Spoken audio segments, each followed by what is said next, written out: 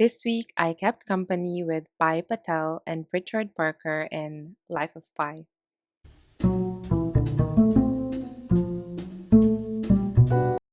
It's funny, it took me more than 10 years to finally read this book after watching the movie adaptation, which was easily one of the most unforgettable movies I've watched. I still remember how it made me feel fascinated, transcended, and somehow guided. And reading it now in the middle of my little Parisian routines, squeezing in chapters during my metro commute or on my lunch breaks, the book felt even more profound. Because Life of Pi isn't just a survival story, it's a meditation on faith, hope, and truth, and what keeps us afloat when life feels like it's swallowing us whole. The story begins with Pai's childhood in Pondicherry Zoo. We get all these interesting insights about animals, their instincts, their territories, their psyches. I couldn't help but laugh at how much their behaviors mirror ours. It made me think of my own workdays here in Paris. People staking out their favorite seat on the metro like it's sacred territory. Well, to be honest, I do this. Or colleagues circling the one coffee machine in the office. The sponsor of today's video is me. Are you also introverted but looking for a kindred spirit? Are you also a 20 something trying to figure life out as it goes?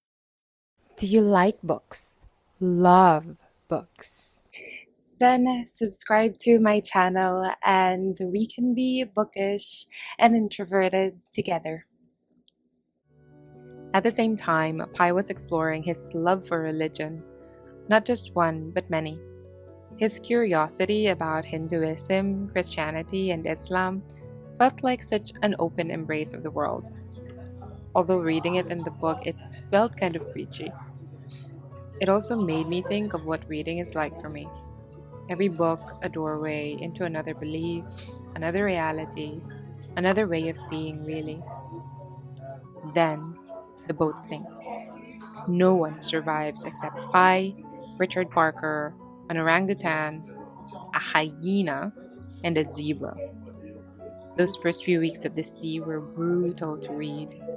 The hyena devours the zebra, then the orangutan, until finally Richard Parker, the Bengal tiger, reveals himself and kills the hyena. The gore was definitely difficult to read, but also mesmerizing in a strange kind of way. It was raw, unfiltered nature, all through Pai's terrified eyes, trapped in that fragile extension of the lifeboat. And yet, what stayed with me wasn't just the horror, but Pai's relentless will to live. Hello there, it's Jessica. I'm almost there. I'm in the part where he's in this mysterious algae island, and he is, well, Pai is unsure if he wants to stay. Well, if you watch the movie, you know what happened, but if you didn't, then find out with me. Let's read it and eat because I'm also having lunch. Ta-da! I couldn't help but think, if it were me, would I have the same relentless will?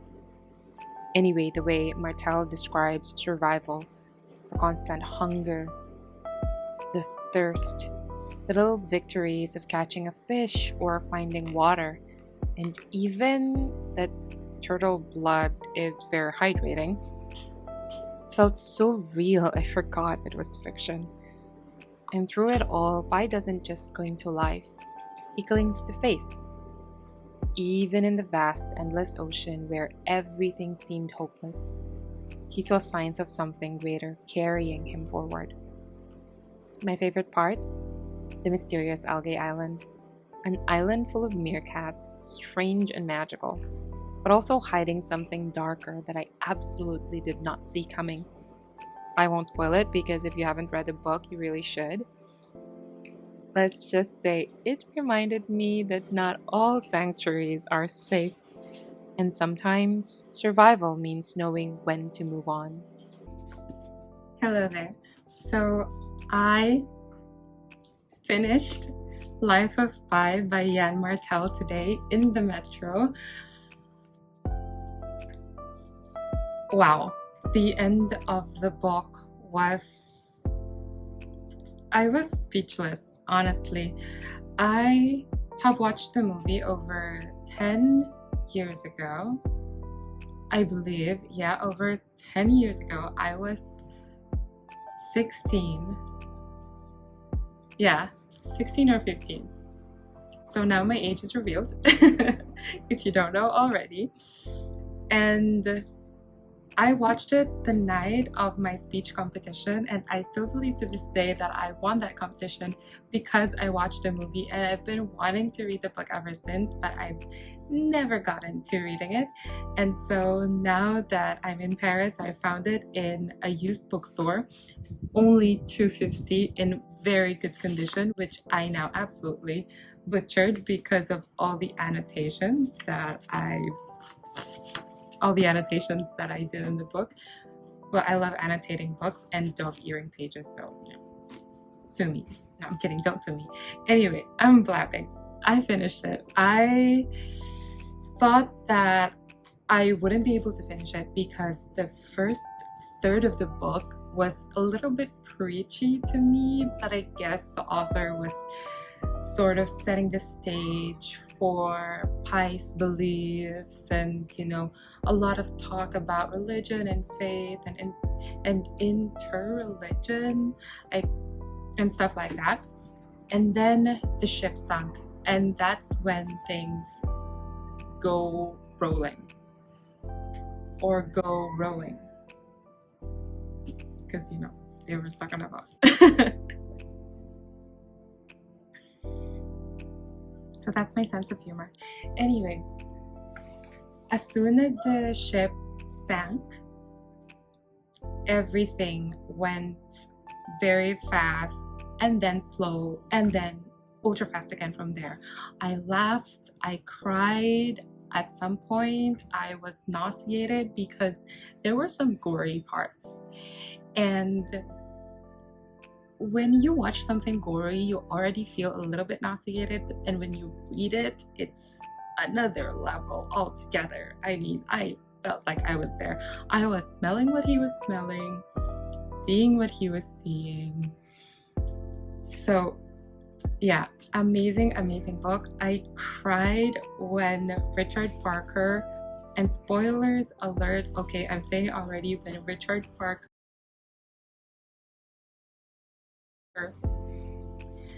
did not even say goodbye to Pi. I knew that he wouldn't because I already watched the movie, but it was still heartbreaking to read about it and to see them struggle and survive together for so long. And honestly, at the end of the book, Pi tells this story. Basically, he humanized the animals, so he reversed anthropomorphized the animals because the interviewers would not believe him, and so he made the animals become humans. So basically, he told another story to the interviewers of the Chim Chum, the insurance investigators of the Chim Chum. Yeah. And for like a second, I was thinking that maybe that was the real story, and it was his grief that transformed that horrific story to a little bit more survivable story with the animals. But honestly, I believe the animal story. This book is an absolute masterpiece. I recommend you to read it. It will give you faith. Not just, in heavenly kind of faith, but faith in human strength, in human endurance, faith in yourself, and just faith that things work out and Even if you have a Bengal tiger kind of problem, you will survive it. Okay, I'll see you in the vlog.